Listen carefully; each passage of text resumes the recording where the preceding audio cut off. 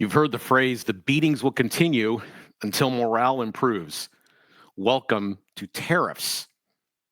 Hi, I'm Jim Babka. This is Instant Grace, a subset installment of our show, Gracearchy with Jim Babka, sponsored by the Zero Aggression Project. And I want to talk to you today about tariffs.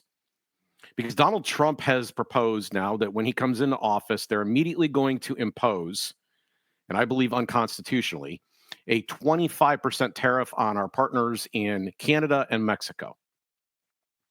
I believe unconstitutionally because I don't believe the president has that power. I believe that the people's house are the only ones that have the legal authority to tax. And then, of course, there is the moral issue, which is mostly what I want to talk about today. This will have a real impact.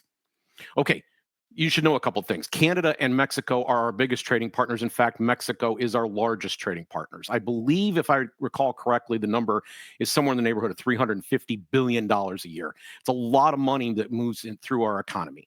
So if the cost of goods and services are increased there, that means that cost will be passed on to the consumer in some way.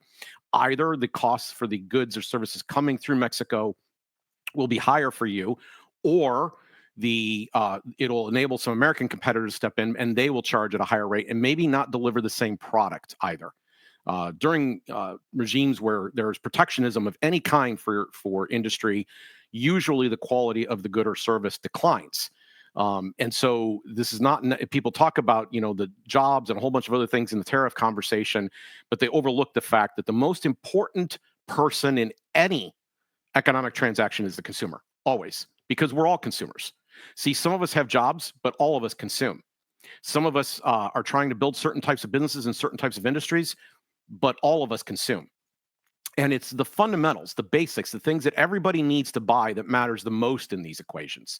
Because again, it hits the most people, and it will be directed ultimately and harm the most the people who have the least ability or flexibility.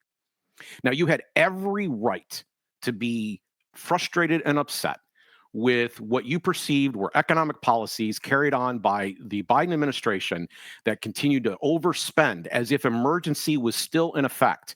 There shouldn't have been all the emergency funding that there was in the first place. There was an overreaction, and it was obvious if there were enough economists in the room instead of just public health people during the recent worldwide epidemic.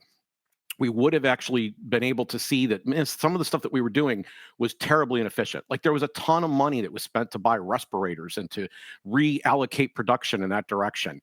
That was a very, very bad economic move. Now, could we have survived some of that? I mean, we really harmed ourselves pretty seriously during that time. But then it ends. Robert Higgs wrote a book called Crisis and Leviathan. And in Crisis and Leviathan, there was a ratchet effect to the growth of the state, where the state would grow during some kind of war or emergency, and then it would retreat, not all the way back to where it was, which meant that the overall trend of the state, the federal government, state governments, is to keep growing. And over time, you could see that. So there'd be these spikes, and then it would come back down, but not exactly to where it came back down to before. You might call this the ratchet effect. It's, 3 gears up and then 2 gears back, 3 gears up, and then 2 gears back. So the progression, that's the growth pattern of the state. But we didn't have the 2 clicks back on this particular time. The Biden administration decided they were going to double down with the Inflation Reduction Act and a whole bunch of other spending programs. They were going to keep really extremely, like we couldn't have even imagined deficit levels like this 10 years ago. Couldn't have even imagined it. These were whole new epic levels, and that money had to come from somewhere, and that ended up showing up in the printing and borrowing that was going on. And as a result, the cost of your goods and services went up. That's how inflation works. So you were taxed through inflation. Now, some of you were very smart. You said, it is really wrong that we've been taxed through inflation. We believe we have a better chance of lowering inflation, the cost, the impact of inflation, which is price increases. We believe that we have the ability to lower the prices and kind of maybe get back to some normalcy in a Trump administration. Our bet is that things will go better. Well, this tariff, if it went into effect, if the full 25% went into effect, the average household impact, you ready for this? $1,000.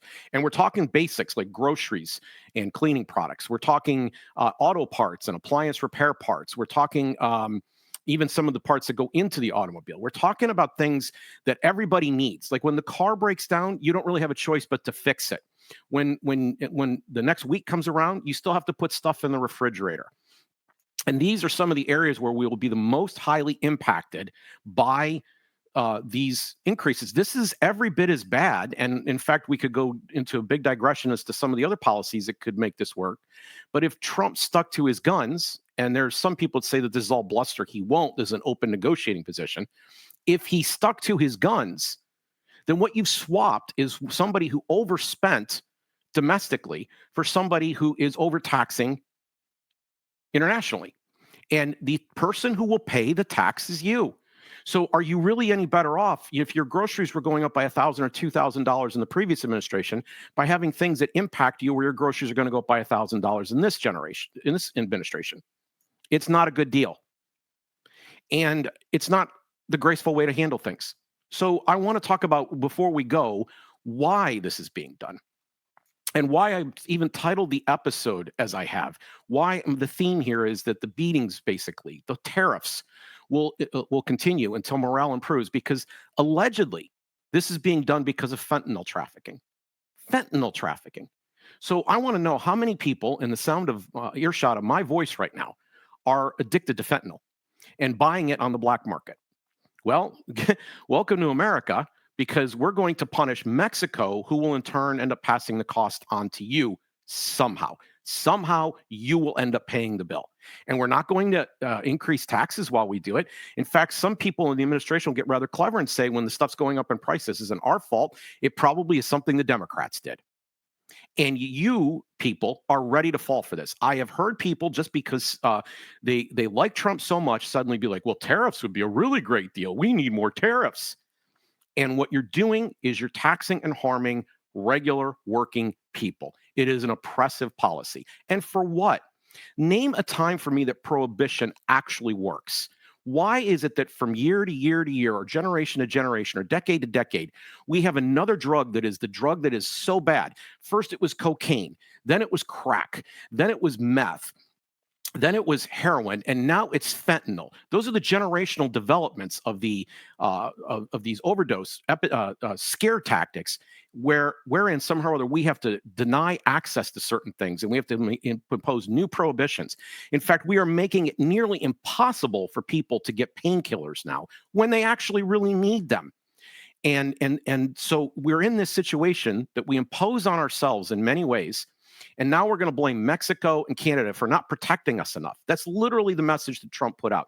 You're not protecting us enough from the trafficking of fentanyl into our country. Ergo, we're going to put this tariff, and I'm going to do it unilaterally. I'm not going to ask Congress for permission. I'm not going to go through any constitutional process. We're not going to have a debate amongst the American people. I'm just going to do the thing. I'm just going to get my strong hand, and I'm going to force this to happen, and I'm going to dare someone to stop me. If I was sitting here in a different universe right now, for those of you that are going to write and tell me how great Trump is and how wonderful tariffs are, if I was in a different position right now where Harris had won, I would be sitting here having a conversation with you about her problems. I have a career of speaking out against George W. Bush, Barack Obama, Donald Trump, Joe Biden, and now Donald Trump again. It doesn't matter who is in that office. When they start using the power of the state to maliciously harm, to steal, which is what taxes are, they're a form of theft. And this particular case is of hidden extortion coming from you. The prices of the things that you need to buy going up because we're going to keep imposing the tariffs until the morale improves.